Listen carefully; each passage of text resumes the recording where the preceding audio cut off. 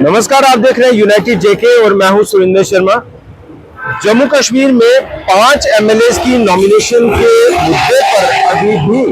जो असमंजस है वो बना हुआ है। हालांकि गृह मंत्रालय ने ये साफ कर दिया है कि 5 एमएलए की नॉमिनेशन का जो अधिकार है वो एलजी के पास है। संवैधानिक तौर पर, कानूनी तौर पर ये प्रावधान पहले से बना दिए गए हैं कि जो एलजी है वही 5 एमएलए की नॉमिनेशन को करेंगे। लेकिन इसको लेकर अभी फिलहाल जो मामला है वो कोर्ट में चल रहा है और जो अभी हमारे पास जानकारी है वो ये कि इस मामले को लेकर कांग्रेस पार्टी की ओर से, या एक तरह से कहें जो याचिका करता है कांग्रेस पार्टी के स्पोक्स पर्सन रविंदर शर्मा, उन्होंने इस मामले को लेकर जो है वो याचिका दायर की है और इस बात को चैलेंज किया है कि एलजी जो है वो नॉमिनेशन नहीं कर सकते, क्योंकि ये बेसिक स्ट्रक्चर जो है वो संविधान का उसका उल्लंघन है और जम्मू कश्मीर में ये जो अधिकार है ये चुनी हुई सरकार के पास होना चाहिए। अब इस मामले को लेकर जो अगली तारीख है वो 26 सितंबर को रखी गई है, यानी 26 सितंबर को अब इसके ऊपर पूरी तरह से प्रॉपर तरीके से जो बहस है वो शुरू होगी। हालांकि ये मामला काफी समय से लंबित चल रहा है, क्योंकि जैसे ही जम्मू कश्मीर में चुनाव हुए और चुनाव के बाद नतीजे घोषित होने से ठीक पहले रविंदर शर्मा की ओर से इसके ऊपर जो है वो कोर्ट में अर्जी दी गई थी। पहले उन्होंने हालांकि सुप्रीम कोर्ट की तरफ जो है रुख किया, लेकिन सुप्रीम कोर्ट ने कहा कि आप जम्मू कश्मीर हाईकोर्ट जाइए और उसके बाद जम्मू कश्मीर हाईकोर्ट में तब से ये जो मामला है वो चल रहा है। लेकिन इसके ऊपर बहस जो है वो, या दोनों तरफ से जो दलीलें हैं, बहसबाजी है वो शुरू नहीं हुई थी, क्योंकि उसके ऊपर केंद्र सरकार ने अपना जो रुख है या केंद्र सरकार ने अपना जो वक्तव्य या बयान है वो उसमें नहीं दिया था। लेकिन अब गृह मंत्रालय द्वारा हाईकोर्ट में इस मामले पर अपना जो रुख है वो बताने के बाद, या उसमें अपना जो सबमिट है, जो स्टैंड है वो करने के बाद, अब कांग्रेस पार्टी या रविंदर शर्मा की ओर से जो है वो इसके ऊपर जो काउंटर चीजें हैं वो फाइल की गई है और अब 26 सितंबर को जो है वो इसके ऊपर सुनवाई होगी। दोनों तरफ से जो है वो दलीलें होंगी, बहस होगी और इसके ऊपर अब क्या कुछ फैसला आता है वो देखना बाकी होगा। लेकिन इस मामले को लेकर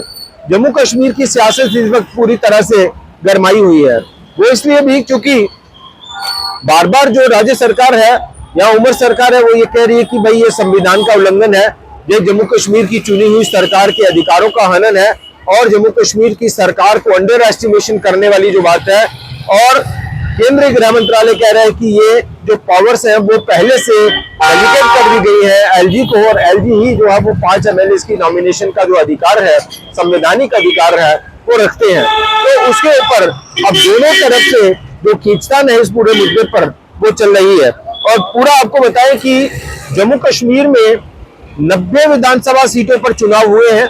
24 सीटें पाकिस्तान ऑक्युपाइड जम्मू कश्मीर यानी पीओजेके उसके लिए सुरक्षित रखी गई हैं। तो कुल मिलाकर जम्मू कश्मीर के लिए 114 विधानसभा सीटों का जो प्रावधान है वो रखा गया है, जिसमें से 90 सीटों पर विधानसभा चुनाव हुए। और जो 5 एमएलए की नॉमिनेशन का जो मामला है उसमें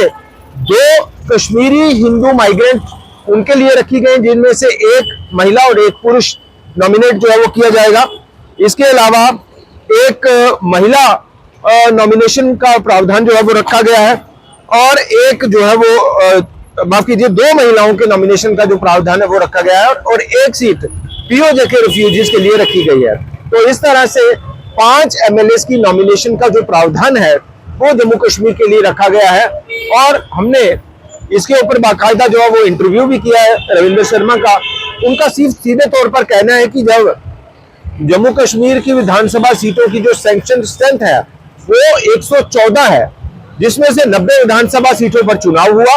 और 24 विधानसभा सीटें आरक्षित की गई हैं और 5 एमएलए की नॉमिनेशन का अगर प्रावधान जो रखा गया है तो ये सीधा सीधा 5 विधायक जो है वो बिठाए जाएंगे विधानसभा में और उनके पास भी वो सारी पावर्स होंगी जो एमएलए के पास होंगी। तो जब सैंक्शन स्ट्रेंथ ही 114 है तो 5 एमएलए को आप कैसे विधानसभा के अंदर जो है वो इस तरह से एक बैकडोर एंट्री करके जो है वो भेज रहे हैं। तो इसलिए इसके ऊपर जो है वो रोक लगाने की बात कही गई है और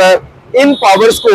एलजी जो है वो इस्तेमाल ना कर पाए उसके लिए जो याचिका है हाईकोर्ट में वो दायर की गई है। अब देखना होगा कि 26 सितंबर को जब इसके ऊपर बहस शुरू होती है, एक तो ये कि इस मामले पर ये जो बहस है या ये जो कोर्ट में पहुंचा हुआ मामला है, ये कितना लंबा चलता है और इसके ऊपर कोर्ट की तरफ से क्या कुछ निर्णय जो है वो आता है, उसके ऊपर जम्मू कश्मीर की सियासत का जो अगला रुख है वो डिपेंड करेगा कि या तो कोर्ट क्या एलजी को